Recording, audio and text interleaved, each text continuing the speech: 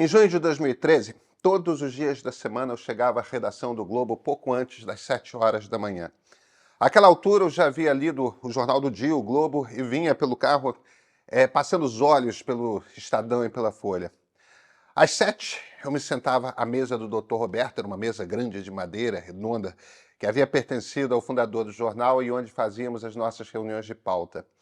Muito de como cobrimos as jornadas de junho foi decidido ali. Não apenas, claro, muitas outras decisões eram tomadas, mas as primeiras decisões do dia elas saíam dali, daquela reunião.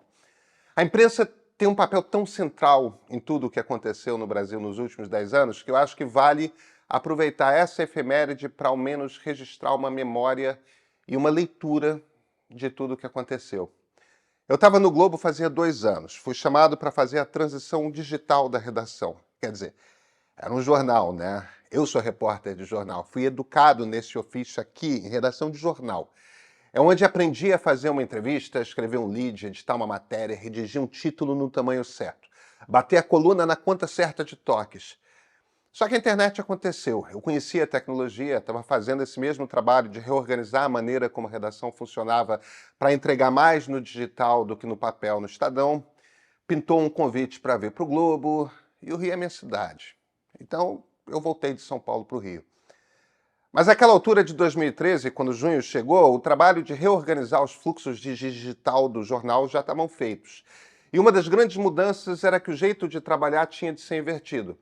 Se antes os editores chegavam no meio da tarde para atravessar a noite fechando o jornal, o seu trabalho mais importante tinha mudado. Era de manhã cedo, definindo o que a internet ia cobrir, o que era notícia importante para a rede. O jornal do dia seguinte seria consequência desse serviço. E o meu trabalho mudou. Passei a ser o editor executivo de abertura, o cara responsável por sentar naquela mesa e definir junto com os editores o que ia ser importante cobrir, para onde que nós enviaríamos os nossos melhores repórteres naquele dia. Tem um jeito de pensar, um instinto que a gente aprende numa redação de jornal que treina o nosso olho, nosso ouvido, nossa atenção. Dá um jorro de adrenalina quando a notícia começa a acontecer, principalmente quando a notícia é grande. E naquele junho, quando as passeatas começaram a ganhar corpo, ficou claro muito rápido que aquelas manifestações eram diferentes, que elas eram muito grandes, que ninguém estava conseguindo traduzir direito o que elas queriam dizer. Tem uma frase que é um lugar comum da nossa profissão. O jornalismo é o primeiro rascunho da história. Foi o Phil Graham, publisher do Washington Post, quem a disse primeiro nos anos 40.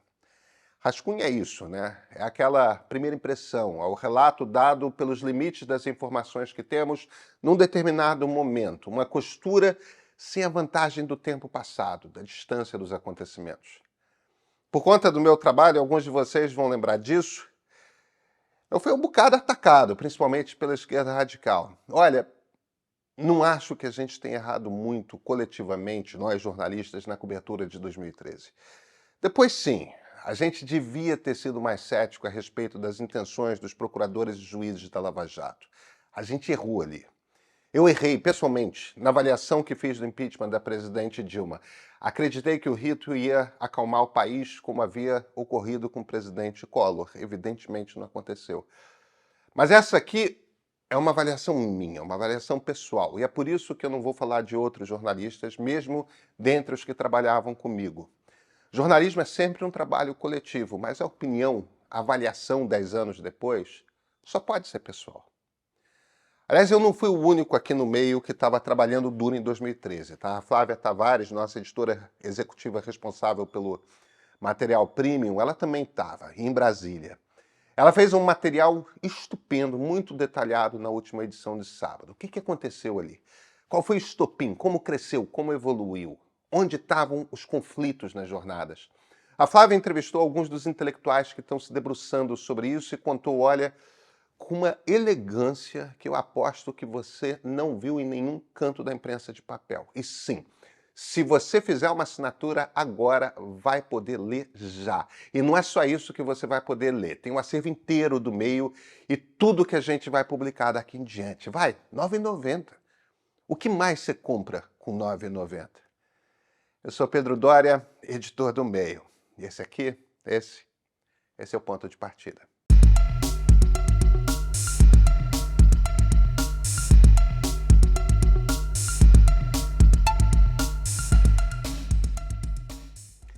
Olha, eu fui a muitos debates sobre imprensa em 2013. Eu não fugia de nenhum dos que me chamavam, sabe?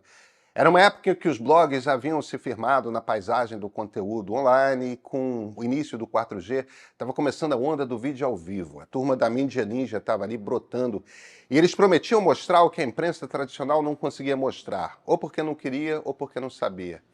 Nas passeatas, eles apareciam a toda hora, com câmeras, celulares, mochilas, transmitindo o que conseguiam. Eu ainda acho que aquilo era uma confusão só, tá? Que eles não conseguiam mostrar o todo, não conseguiam dar sentido àquelas imagens. Mas a principal crítica que nós, naquele momento, ouvíamos, quando as passeatas já estavam na rua fazia mais de um mês, era sobre a palavra vândalos. Em um dos debates, eu até brinquei, mas vem cá, vocês queriam que a gente chamasse de quê? De godos, visigodos, ostrogodos? Sei lá, de suevos?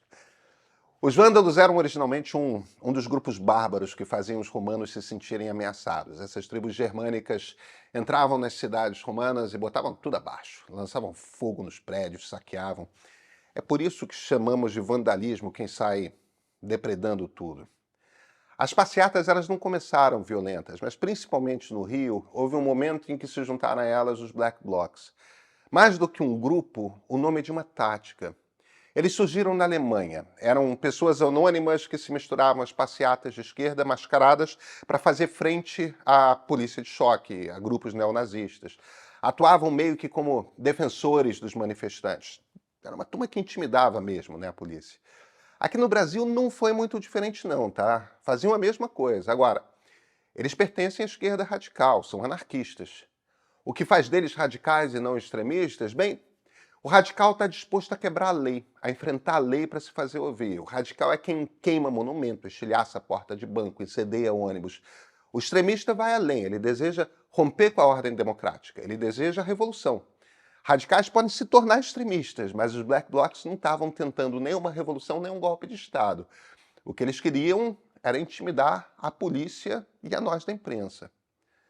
Sabe o que um anarquista paulista de 1913 sabia e os anarquistas cariocas de 2013 aparentemente não sabia? Se você jogar um coquetel molotov contra a Câmara Municipal, incendiar um ônibus, estilhaçar uma janela de banco, quebrar vitrais da Biblioteca Nacional, pichar as paredes centenárias do Teatro Municipal, tentar abrir à força a porta da Assembleia Legislativa, lançar pedras contra policiais, atirar morteiros contra a tropa de choque, bem, você vai ser preso, ou pelo menos você pode ser preso. E essa é a definição de dicionário de vandalismo. Anarquistas tradicionalmente têm perfeita noção dos riscos que correm. Eles querem mudar o sistema e, com frequência, querem mudar o sistema usando de violência. Argumentam que o sistema é violento contra eles, então estão revidando. Tudo certo. Mas você escolhe agir quebrando a lei, a imprensa não vai te botar num pedestal e a polícia vai tratá-lo como criminoso. Aí, claro, o Poder Judiciário vai avaliar se houve crime e qual a medida do crime. E não, o Poder Judiciário não é muito confiável no Brasil. Mas essa é uma escolha que pessoas fizeram. O Brasil tinha um governo de esquerda em 2013.